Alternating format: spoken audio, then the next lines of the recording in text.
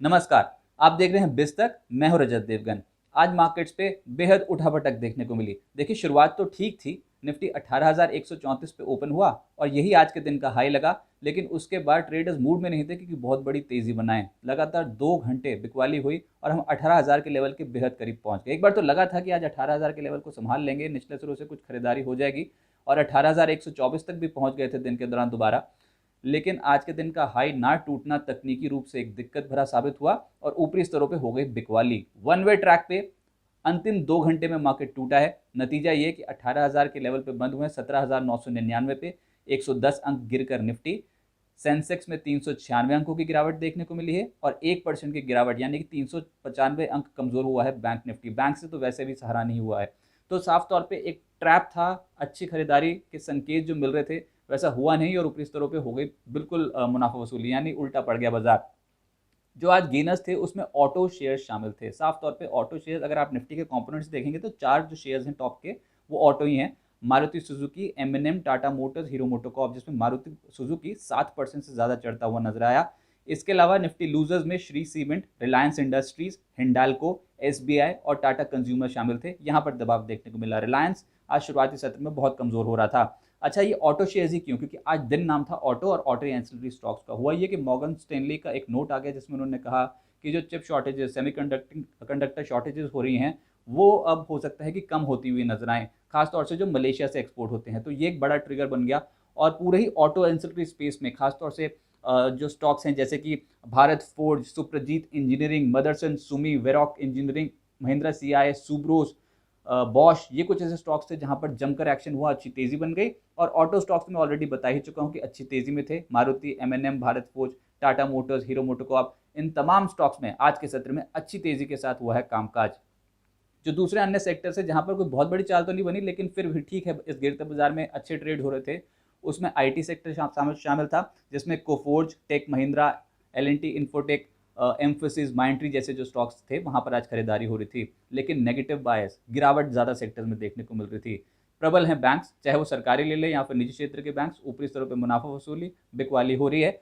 PSU bank में SBI आज 2.5% टूटा, यूनियन बैंक में 4% से ज़्यादा की गिरावट, जेएनके बैंक में 3%, कैनरा बैंक में भी 3%। बैंक ऑफ इंडिया भी आज कमज़ोर होता हुआ नजर आया। और जो निजी क्षेत्र के बैंक हैं उसमें फेडरल बैंक, इंडस इंड, आईडीएफसी फर्स्ट, आईसीआईसी बैंक और एक्सिस बैंक जैसे जो स्टॉक्स थे वहां पर आज के सत्र में मुनाफा वसूली होती हुई नजर आई। Oil and gas shares lead कर रहा था गिरावट को, रिलायंस इंडस्ट्रीज जो लगभग 3% टूटा। इसके अलावा ऑयल मार्केटिंग कंपनीज कमजोर थी। एचपीसीएल 4%, बीपीसीएल 1.5% और आईओसी में भी वीकनेस देखने को मिली। अच्छा, खबर ये भी आ गई कि सीमेंट की बोरी के जो दाम है 15 रुपये घटे हैं दिल्ली की मार्केट में। उसका असर आज सीमेंट स्टॉक्स पे देखने को मिला जिसमें श्री सीमेंट 3%, एसीसी, भारत, दालमिया भारत, अंबुजा सीमेंट और अल्ट्राटेक सीमेंट जैसे जो स्टॉक्स हैं वहां पर भी आज के सत्र में गिरावट देखने को मिली। फार्मा एक और तबका जो आज के सत्र में कमजोर था जिसमें Glenmark, gland, Cadila, Ipca labs, granules और नेटको फार्मा जैसे जो स्टॉक्स थे वहां पर आज के सत्र में कमजोरी देखने को मिल रही थी।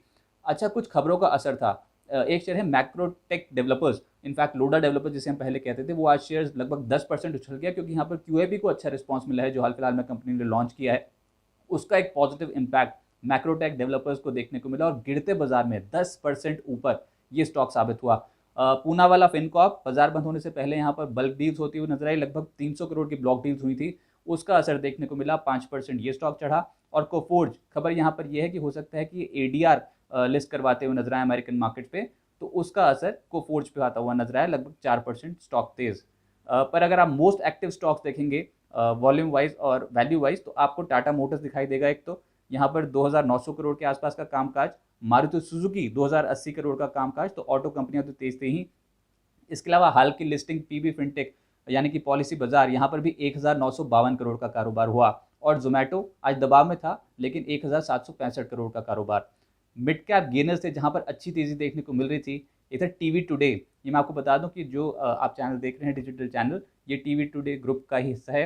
टीवी टुडे आज 17% तेज होता हुआ नजर आया। ग्रीव्स कॉटन में 11% तेजी, इंगरसोल रैंड 9% तेज, थर्मैक्स, स्पाइस जेट जैसे जो स्टॉक्स है वहां पर 9% की तेजी मिली है। एविएशन स्टॉक्स बहुत एक्टिव हो गए मार्केट पे और स्पाइस जेट ने तो आज कमाल कर दिया गिरते मार्केट में, 9% की तेजी स्टॉक में दिखाई दी।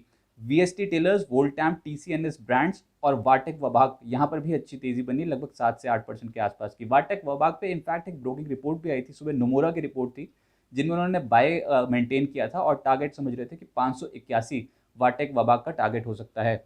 52 हफ्ते का उच्चतम स्तर कुछ स्टॉक्स ने लगाया आज गिरते बाजार में, उसमें बीएससी लिमिटेड पिछले कुछ दिनों से बहुत एक्टिव है स्टॉक, थर्मैक्स, इंगर्सोल रैंड, टीसीएनएस क्लोथिंग, इसके अलावा फेनोलेक्स केबल्स, सुप्रजीत इंजीनियरिंग, ये कुछ ऐसे स्टॉक्स हैं जहां पर आज 52 हफ्ते का उच्चतम स्तर लगा है। अब आईपीओ मार्केट की बात करें तो हाल फिलहाल की लिस्टिंग के रिटर्न्स देख लेते हैं। सबसे पहले पीबी फिनटेक यानी कि पॉलिसी बाजार आज भी 11% ऊपर, और सिगाची इंडस्ट्रीज यहाँ पर भी 5% के रिटर्न मिलते हुए नजर आए। आईपीओ का दूसरा दिन था टार्सन्स प्रोडक्ट्स का, और ये छोटा इशू है हालांकि, लेकिन 3.5 गुना से ज़्यादा सब्सक्राइब हो चुका है।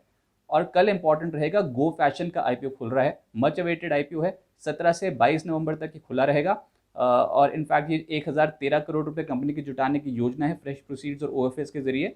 प्राइस बैंड 655 से 690 रुपये रखा गया है, तो देखते हैं इसको कैसे रिस्पॉन्स मिलता है। गो फैशन वुमेन वियर ब्रांड से जुड़ी कंपनी है। अब तकनीकी रूप से मार्केट कैसा लग रहा है, देखिए हम बार बार यही कह रहे थे कि बाजार में 18,000 17,900 निचला स्तर, एक रेंज जो पकड़ रहा है, 17,900 18,000 नीचे, और ऊपर 18,230 से लेकर 18,350 की पकड़ रहा है। आज भी आप पैटर्न देख लीजिए, हम 18,230 के करीब ही नहीं पहुंच रहे हैं, तो अब इसी को रेजिस्टेंस मान लीजिए। इस हफ्ते 18,230 के लेवल को ही क्रॉस नहीं कर रहे हैं हम, तो ये हो गया एक बाधा। 18,210 मेरे ख्याल से इस हफ्ते का हाई अभी तक लग चुका है। और नीचे अब क्योंकि हम 18,000 के लेवल पे हैं, तो 17,900 17,950 ये इंपॉर्टेंट लेवल्स रहेंगे। जब तक प्रोटेक्टेड रहे तब तक ठीक है, निचले स्तरों से फिर से खरीदारी हो सकती है, क्योंकि हम इस रेंज के निचले हिस्से पे हैं। हो ही यही रहा है मार्केट में, बाय एंड डिप्स की मार्केट है, निचले स्तरों पे आती है खरीदारी, और थोड़े बहुत गेंस के बाद ट्रेडर्स एकदम से मुनाफा वसूली करते हुए नजर आते हैं। तो अभी भी निचले स्तरों से कुछ उम्मीद है कि अगर अंतर्राष्ट्रीय संकेत सुधर जाएं तो एक्सपायरी से पहले कुछ कवरिंग, कुछ खरीदारी जरूर मार्केट्स पे देखने को मिले। तो ये तो था मार्केट का पूरा रिकैप, लेकिन बिस्टक का ये नया लुक आपको कैसा लगा, कमेंट सेक्शन में जरूर मेंशन करें। धन्यवाद।